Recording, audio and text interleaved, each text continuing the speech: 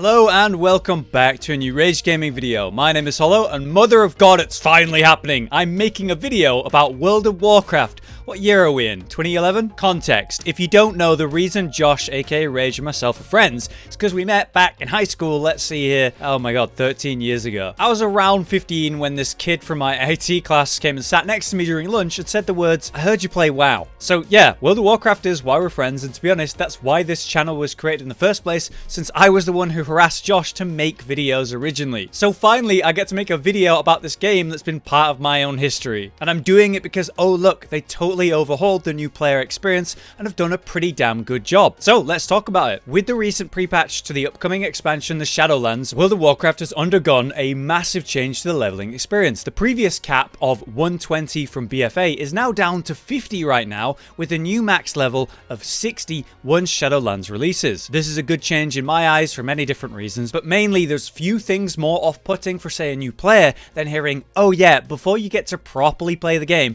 you just need to get 120 levels first. No big deal, I'm sure you'll be fine. Then they're shipped off to some starting zone from the Cataclysm, an expansion and the content of which was released December 2010. It's literally 10 years old now. It's content that doesn't represent current WoW at all, and how far the game has come with, say, core designs and systems, and the more interesting questing, the streamlined experiences, and so on. Finally, however, we have a new setup for new players, and hell, even for current and returning players, because the leveling is way faster and a lot more satisfying now too. So let's talk about how that works and why I really like it. Firstly, the new class selection screen, which gives a clear and quick look at all the races in the game currently, including the allied races, highlighting those you've unlocked. I think you might be able to tell, but I'm a Horde player. A neat change about the allied races in this patch is that they now only require specific progressions to unlock, basically an achievement, rather than an insane rep grind and the progression associated with that. Generally, across the board, allied races are much easier to get now. Plus, on top of that, we also get a clearer look at every class each race can be. It's also nice to see each class have new armor sets that actually better represent them, and of course, also those new animations to show up the class and its vibe. This new screen is simple and great and does a lot with very little. But now let's get to the real shit. The new character creator and customization. With this pre-patch, we have the all-new character creator system, letting us take much more control over the creation of our characters, with easier navigation of those options we have, and yes, way more options for every race now. Some races have more than others, and weirdly, the allied races who previously had the most options have the least now, but I'm sure they'll get updates when it's possible. It's hard to go over everything in a short segment. This stuff is really good and is what a lot of players love in their MMOs, that character fantasy, having a unique character that is yours and yours alone. With these new options, we can actually make high elves, or we could give our undead more flesh, but in turn take away his eyes.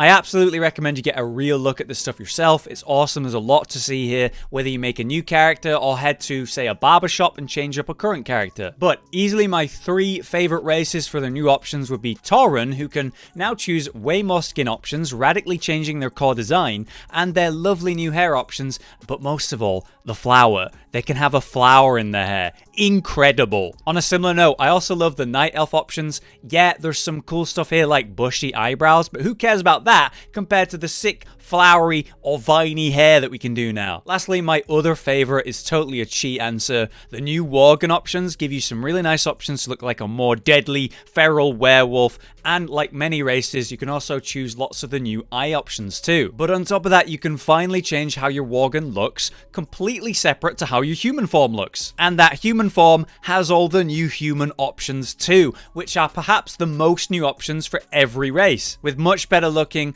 Black or Asian features and hairstyles and much more bold options at that. Worgen gets it all. Anyway, this new creator is awesome. I'm really happy to see it. Alright, so now I made my cute Tauren hunter here. We have two options. If you're a first time player, then I think you go straight to the new starter zone, EXILE'S Reach, whereas a returning player has a choice to go to, say, one of the original race starting zones, or go to EXILE'S Reach. The Reach is fantastic though, and I definitely recommend it. It's refined and satisfying for a new character, and great for new players as a whole. It takes place between the levels of 1 and 10, and it's a short and sweet zone that can be completed in under an hour easily. What's special is how it's laid out. Yeah, there's this fun little story, but I love the organization of this little island. You start out on the beach having crash landed, looking for a lost team that already arrived here. As you progress through, you'll reach the middle of the island and overtake it almost like a hub. And from here, you can go west or east, whichever way you want first, and gather up a team. During that, you'll also find special optional missions like the powerful rare boss fight for a group, or like me, 1v1ing it and just kiting it forever. Or hey, saving the light spawn, who in return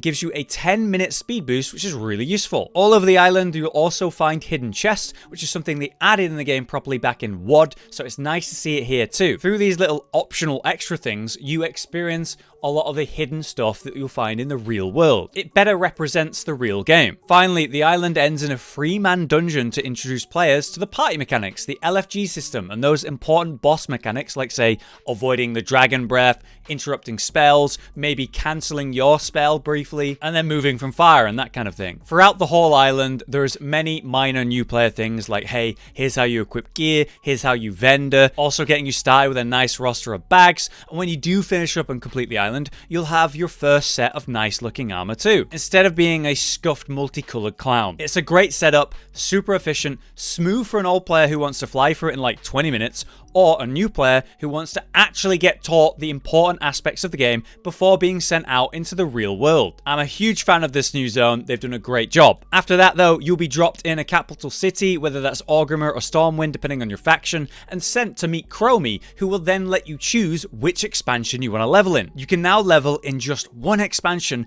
entirely if you want to, giving you a real chance to complete the zones in their full and actually finish that story, collect those transmogs, or unlock important things like, hey, your artifact appearances. You're able to level from 10 to 50, say, in just MOP, or WoD, or Legion, or BFA, whichever you'd like. Compared to the dated questing and world design of Cateran before, the experience is going to be much more rewarding and, of course, streamlined, easier for new players to get into. Or as a returning player, you could maybe relive certain stories that you missed, or expansions maybe you missed entirely. I chose Legion for those artifact appearances, but also I'd never played through the Class Hall storyline for Hunters. Not only are the Class Hall stories really good, but you can work to unlock your unique class mounts, those artifacts, and choose which zones you want to level in which order, rather than follow it how they've laid it out, just like say you could do in BFA. I much prefer this system compared to being limited to like 10 levels per each expansion, and basically leaving before I can do more than 1 or even 2 zones at most. In general, the quality of life improvements for leveling are great.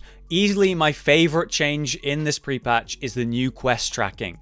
Now displaying an icon for the exact location of your target. Whether you need to talk to someone or go kill something, you can see whether it's above or below you and where it is exactly, instead of wandering around until you realize, oh, you know what, it's probably underground in a cave that I need to find the entrance for. And another wonderful fact is because there's less levels to work on, each level actually matters again, actually rewarding you most levels with, say, a new ability, a passive, or a talent point every 5 levels post 25. You get a proper sense of progression and class improvement after just a couple levels, instead of needing like 15 or more, and of course getting nothing after you were 80 and above. We'll now unlock our mount at level 10, fast mounting at 20, flying at 30, and fast flying at 40, which is another satisfying and impactful progression of your character, which is not massively gated between expansions anymore. Just in general, I've been seeing tons of players in all content, more than I've seen in a long time. I've never seen so many people in specifically the Legion starting zone since the launch of that expansion.